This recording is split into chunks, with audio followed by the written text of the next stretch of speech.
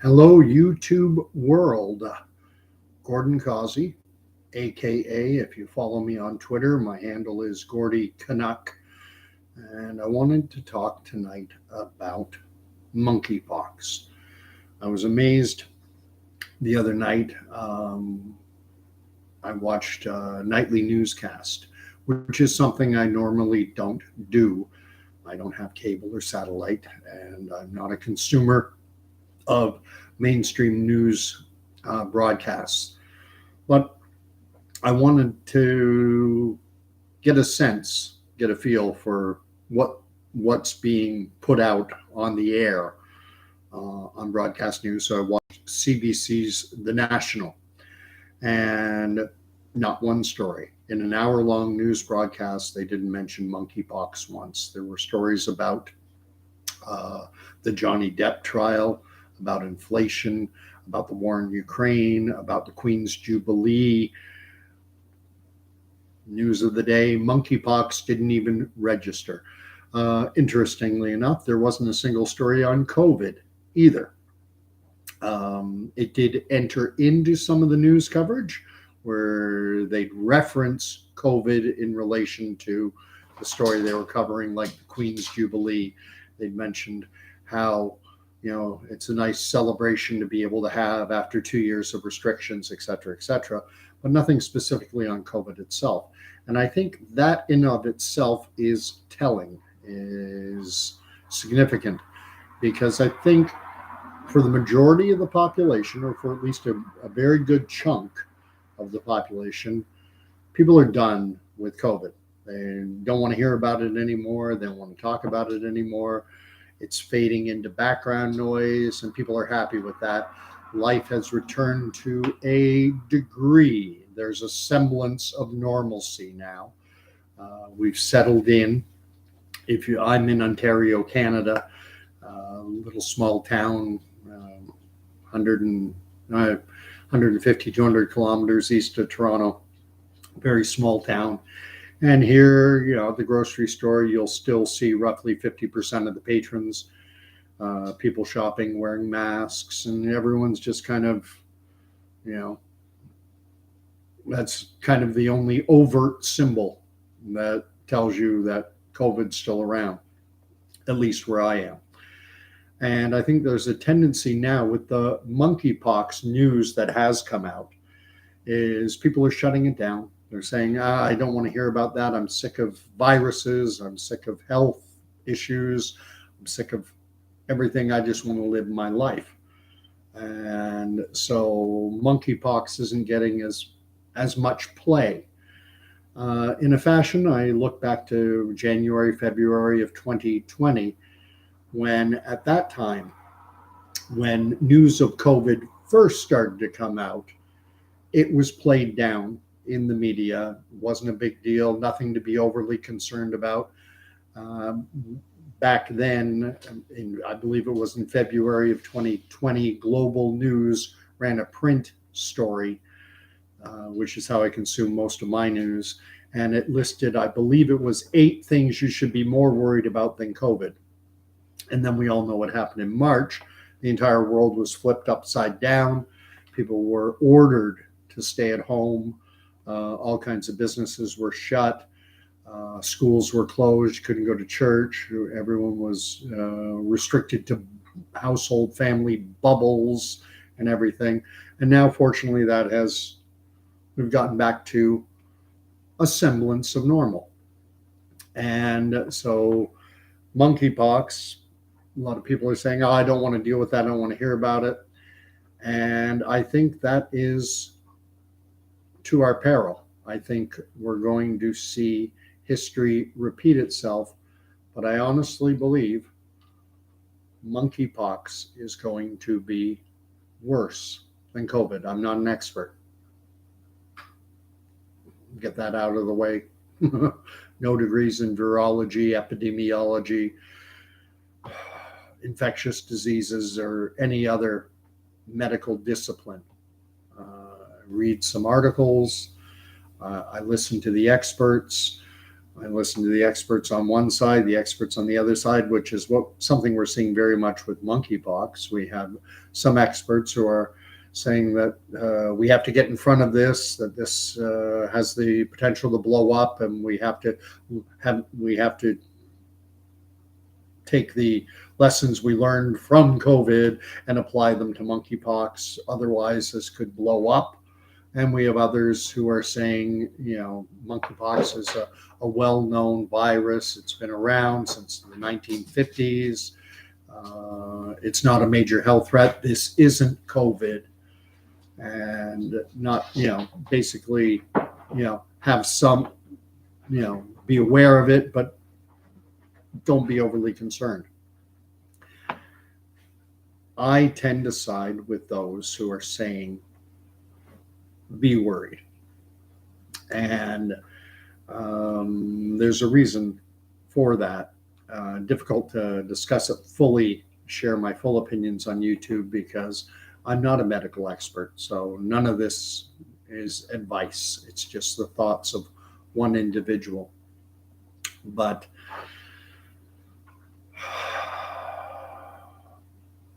monkeypox, what we know right now, and as we found out with COVID, what we know right now, it evolves. What we knew of COVID in January and February 2020 evolved, or so we were told. And then, well, we didn't know that back then, is the fallback line for public health officials and government officials. They say, well, we weren't wrong. The science changed. The science evolved. Our understanding evolved. Based on what we knew then, that was the right answer. But then we found out what we knew then wasn't the full story. So what we know right now is that somewhere in and around 200 people in Great Britain have confirmed monkeypox infections. I think we're up to 77 in Canada. I think the number is somewhere 500, 600, 700 globally, and these are in countries in which monkeypox is not traditionally seen. It's traditionally seen in West Africa. They refer to it as being endemic in those countries, meaning it's not a major health concern. It's part of the background noise. It's like the flu. It's like the common cold. It's just out there. Don't worry about it. And here's the thing. There was a story put out by Stat News, which is a scientific publication that I tend to regard as being authoritative, as being responsible. And they're quoting experts in infectious disease and virology as saying that the genome, or they do genetic sequencing on viruses, and the genome of the monkeypox virus from 2018 versus what it's showing in 2022, that there have been far more mutations than they would expect to see in just 4 years. The article actually said that there have been 50 years worth of mutations in just 4 years.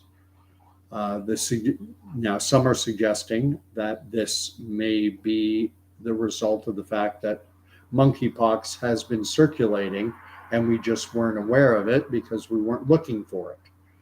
And it was being spread around and mutating and mutating and mutating, but they weren't watching it.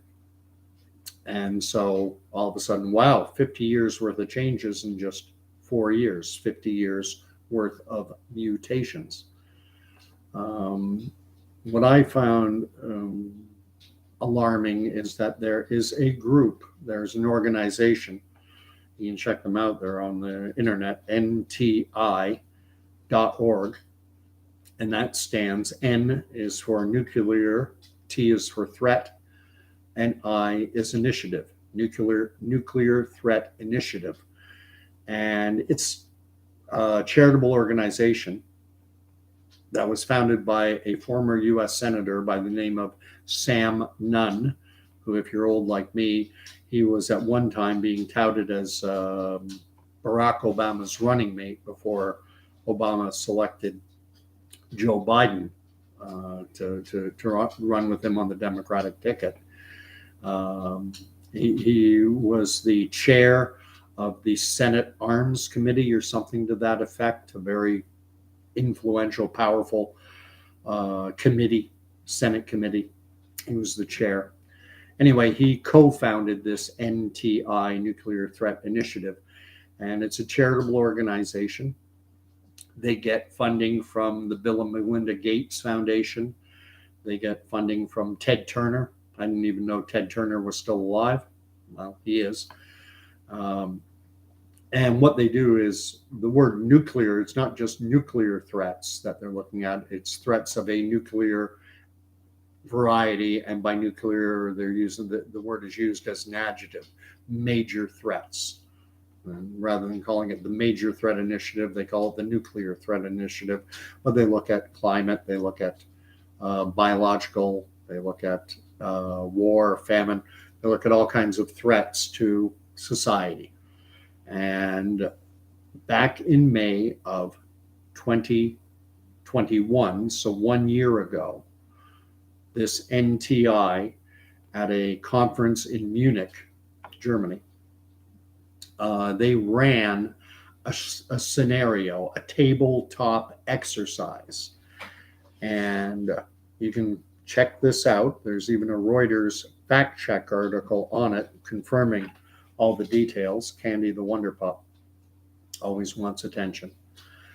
Anyway, they ran a tabletop exercise that specifically identified a monkeypox outbreak, and their exercise modeled 3 different timelines. They had phase 1 starting, I believe the date is May 15th of 2022.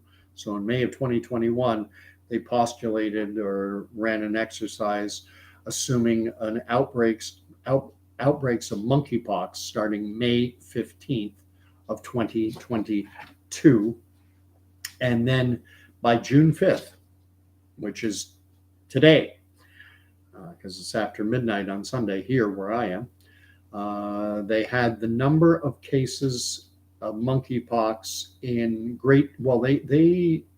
the country they modeled was a fictional country. They called it Brinia, Brinia. I find it interesting because if you stick TAN right in the middle of that, you get Britannia. But anyway, they predicted or modeled over 1,400 cases in Brinia, wherever that is, fictional country. By December, they had global cases exploding into the millions. By May of 2023, I believe they had 73 million cases worldwide. And I'm trying to remember if it was 2.7 or 27 million deaths. They had millions of deaths attributed to monkeypox. And in their scenario, it is laterally discovered that the virus, the monkeypox virus, has been bioengineered by a terrorist group or something like that and released into the world's population. And then it does what viruses do. It spreads. And the Reuters fact check article doesn't dispute anything about what I just said. It's public information. It's on this NTI.org's website, and they're a known organization. So there's no dispute as to that happening. The Reuters fact check article deemed as false any suggestion that this provides proof that this is something that was planned.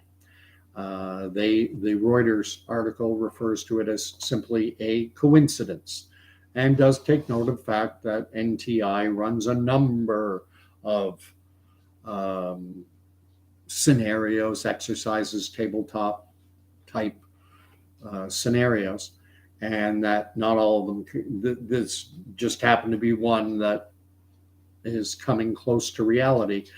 The first cases of monkeypox were not identified on May 15th. I think it was a week or two prior to that. The only thing is, with 50 years worth of mutations taking place in just 4 years, and this still being so very new, it's like January with COVID or February. I'm going to be watching the news closely to see how many cases come up and what are the results. I do have a extreme mistrust of our media, and I believe that's 100% perfectly justifiable. I know that many people believe that our response to COVID, that the global response to COVID was extreme, to put it mildly, that it's been said by many, the cure was worse than the disease. And there are some who view what's this monkeypox story, they feel like they're watching they're watching the same movie, that we're seeing the same script unfold, and they're very much wanting to push it into the background. No, we're not doing that again. We're not doing the COVID stuff again. We're not locking down. We're not closing businesses, schools, churches, everything again. And because they do not believe, and I fall into this camp, they do not believe that the threat warranted the response. My view is that monkeypox is going to be something different, similarities, but different. And the key difference, I believe, is going to be that monkeypox is going to be worse than COVID was. And not universally. And I'm not going to say anything about, but I will say this. I do believe that those who will be susceptible to monkeypox, I'll use Ontario, Canada, as my example. I believe it will be a serious health issue for 90% of the population aged 5 and up. You should be able to catch the reference. Not everyone. Not me, I hope not. But I think this could blow up into something real. Right now, it's not. I don't know, as I said, no degree in virology, epidemiology, or any other ology. But even before COVID, I viewed germs, bacteria, viruses, pathogens as being, here's a big word, ubiquitous. They're everywhere. You can't sanitize the world, and you can't micromanage human behavior in the effort to, it won't work. You can try to, but viruses are everywhere. Germs, pathogens, they're everywhere. And human behavior, I mean, one typical, and they say that this is a mode of transmission, a potential mode of transmission for monkeypox or COVID or any virus, as far as I'm aware, is called, I believe it's called fomite transmission, meaning someone who is infectious with a virus puts their hand on the table. First, they've touched their eye, then they put their hand on the table. Now the table's contaminated. Then I come along, I touch the table, and then I wipe my eye, and now transmission. And you can't sanitize the world. You know, The best public health advice I always thought was, frequent hand washing as a way to reduce your chances. But even then, I figure if a virus is out there, it's out there.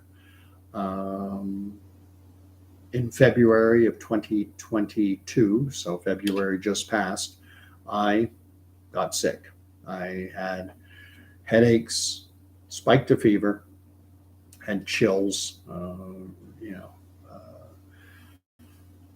chills and scratchy throat, cough, all the classic symptoms of COVID.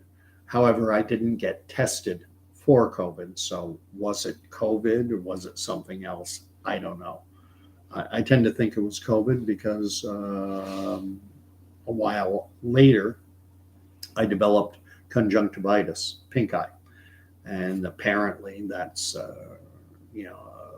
an echo effect of someone who's had COVID that came out sometime recently that an after effect of a COVID infection is pink eye. So I tend to think I did have it. It was no big deal. Even without any of that stuff, I recovered within days, 2-3 days.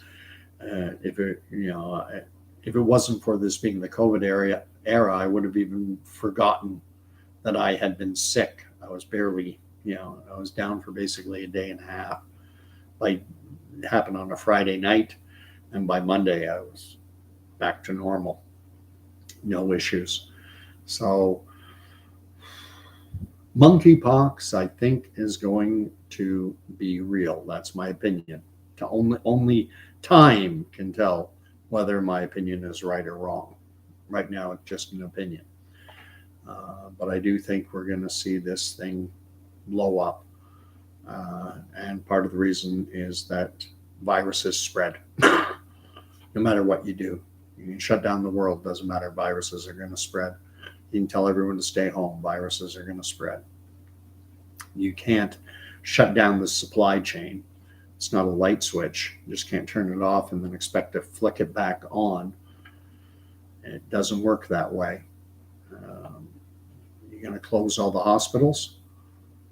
Well, we'll leave the hospitals open. They're essential. Okay. Well, then every industry that supplies it, that hospitals need to function, those industries have to be open. Doctors, nurses, technicians, cleaners, cooks, the people who work in the hospital have to be able to get into the hospital. So everything they need to transport them into work, those industries have to be essential. And then the industries that supply those industries are essential. And it just spider webs out. I know there were a lot of suggestions by what I'll call, I'm borrowing Jordan Peterson's term, low resolution thinking. Well, if we just forced everyone to stay home for 2 weeks, we could have been done with this. You can't force everyone to stay home. You're going to tell all the firefighters to stay home. You can tell all the nursing home, long-term care facilities. You can tell all those workers to just stay home.